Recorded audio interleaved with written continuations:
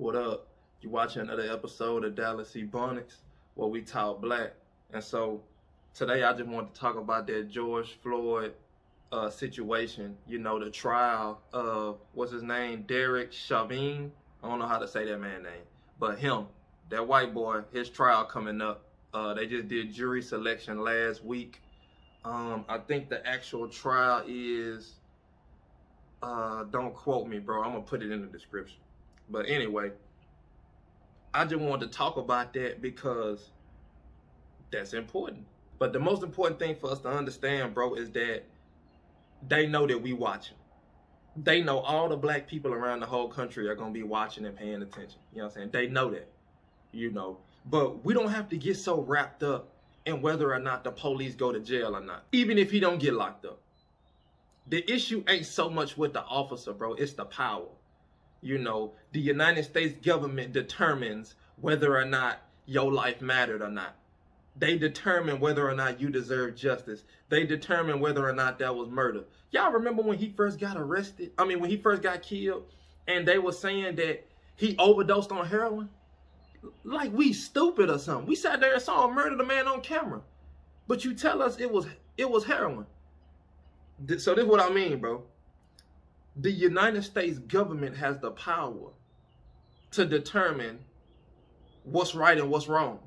You know what I'm saying? To determine what's legal and what's not. So we don't have to get so wrapped up in him because somebody can easily murder him. That ain't no big deal. He can easily be taken care of. The issue is the power. What are we going to do about the power? You know what I'm saying? If he beat this case, we need to have a plan to retaliate. Period. We need to come together and figure out a real plan as to how we're going to attack the power. Anybody can kill him. We need to figure out how we're going to attack the power. What is our plan to retaliate? You know what I'm saying? They already know if they're going to lock the man up or not.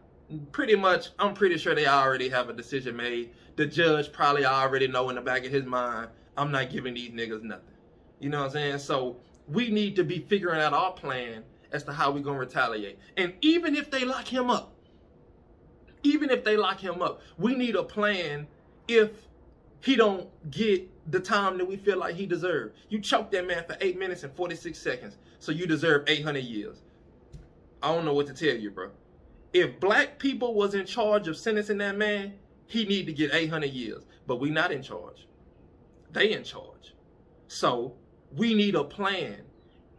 I'm not finna sit here and just write off another Amber Geiger situation, bro. They gave that woman 10 years, bro. I know niggas doing 10 years and didn't hurt nobody. She murdered a man in his drawers and got 10 years. How? You know what I'm saying? Like, come on, bro. I'm not trying to deal with another Amber Geiger. If the man don't get the justice that we think he deserves, we need a plan as to how we're going to retaliate. I got some ideas, but it's really important that we don't let society convince us to have a socially acceptable response. We will respond however the fuck we feel we want to respond. I don't give a damn who don't like it. Period. And we have to have that energy for every single situation like this. Stop letting them tell us how to retaliate. Stop letting them tell us how to protest. Stop letting them try to make us feel bad about rioting and all that. Nigga, we will decide how we decide to respond. And if you don't like it, oh well. What? Kill me. You know what I'm saying? Like, what you gonna do, bro? We have been terrorized for 400 plus years. I'm not finna sit here and tolerate this anymore. We need to decide what it is we gonna do. All these celebrities ain't talking about shit. Y'all talking about voting and shit. We need a real plan, bro. Do y'all not see what's going on? These people are murdering us and then finding themselves not guilty, choking us out, putting bags on our heads, stomping us out, shooting us on the street in front of our kids, in front of our mama. And y'all want us to vote.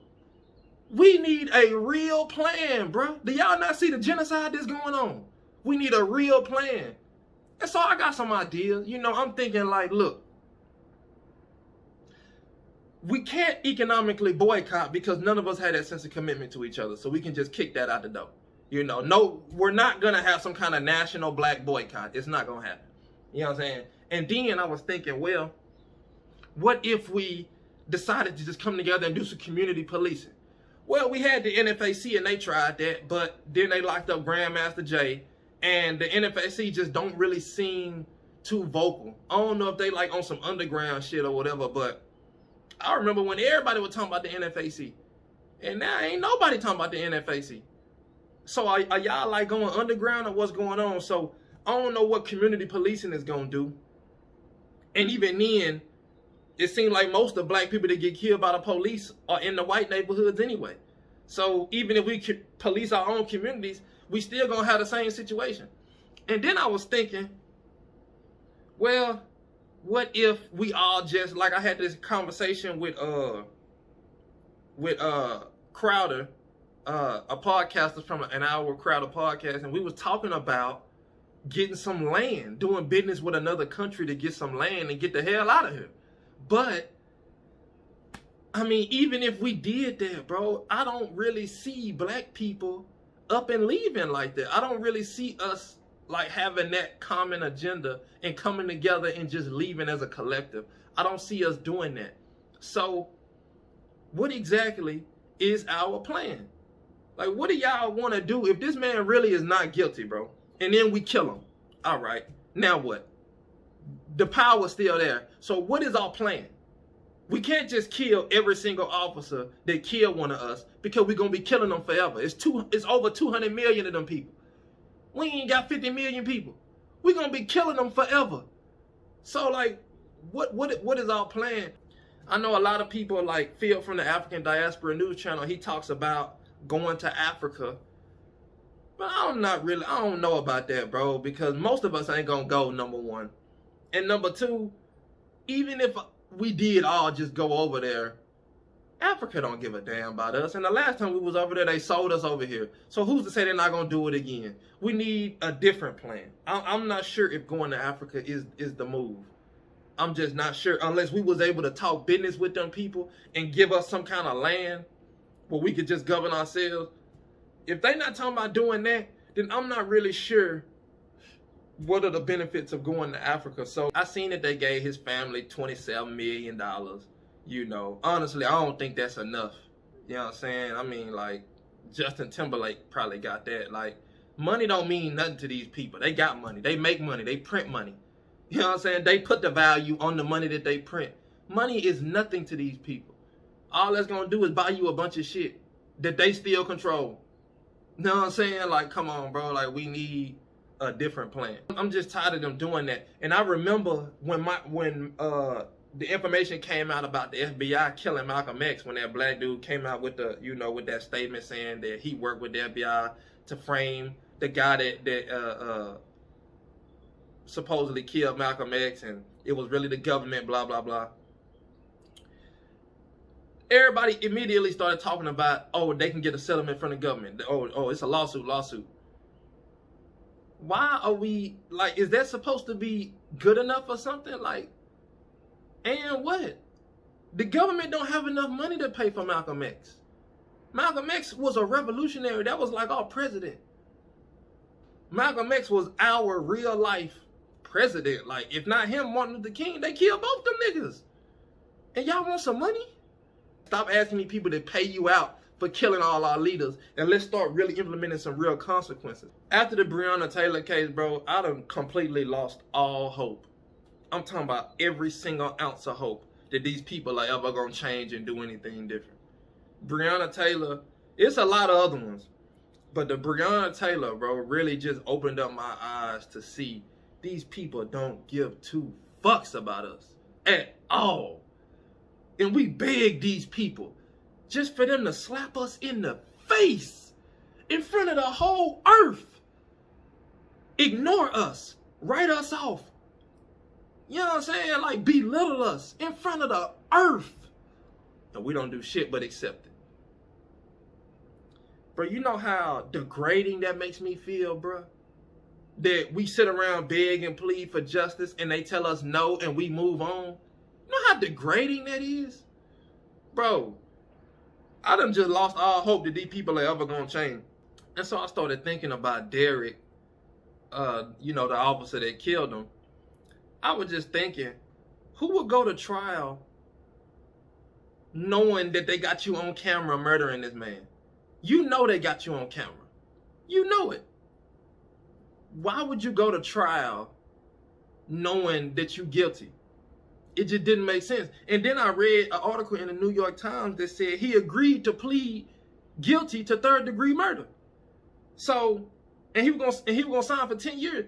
So he knows that he murdered a man. He knows he's guilty. He know it. Everybody know it. But they rejected his plea deal. William Barr rejected his plea deal. Why? Y'all could have just sentenced the man and this would have been over. But you wanted to go to trial for what?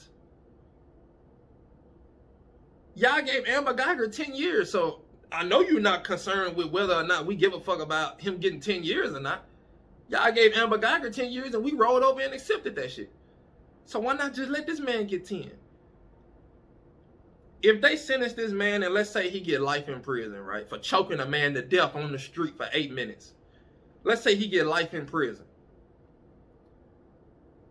That don't do shit for our situation. You know what I'm saying? So I don't know if they think that that's supposed to make us feel better or something, but the damage is done. At this point, the problem ain't even the officer himself. We can kill him easily. The damage is the fact that y'all choked this man with your fucking knee and murdered him on camera in front of the whole earth. That's the problem. That's the problem. And then you did this around the same time that y'all killed Breonna Taylor and then refused to give us justice in front of the whole world. That's the problem. It's the disrespect. It's the belittlement. You know what I'm saying? It's not the individual police that are the problem. That can be dealt with. It's the power. What are we going to do about the power? The best thing that we can be doing for ourselves, bro, is empowering ourselves. We're not going to dismantle the white power structure until we empower ourselves first. So that's the first thing, bro. We got to focus on empowering ourselves. And by empowering ourselves, I'm talking group economics. I'm talking about gathering our allies, whether it be the Mexicans, whether it be the natives. Those are our closest allies.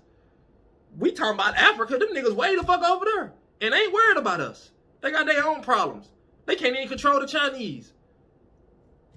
Why are we talking about Africa? We got Mexicans and natives right here that deal with the same enemy we have, and we ain't talking about linking up with these niggas at all. But every time we talking about racism, we out here, black and brown communities, black and brown community, black and brown community. But y'all ain't in the hood trying to get nobody together.